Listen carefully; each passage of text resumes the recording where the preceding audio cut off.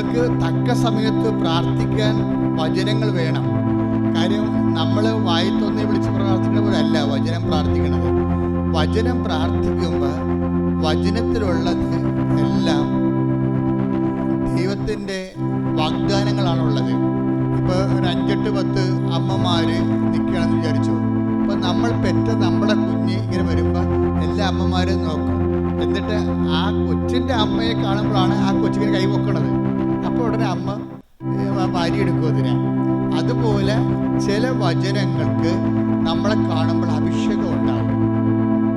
നമ്മൾക്കതിൻ്റെ അഭിഷേകം കിട്ടും. ഉടനെ ആ വചനം നമ്മൾ പറയും അത് കാണാതെ പഠിക്കാൻ പറയും, ആ വചനം കാണാൻ പഠിക്കാൻ പറയും. അങ്ങനെ വചനം പഠിക്കണത്. ഞാൻ വചനപ്പെട്ടി എടുത്തിട്ട് കുറേ വചനം കാണാൻ പഠിച്ചേക്കാം.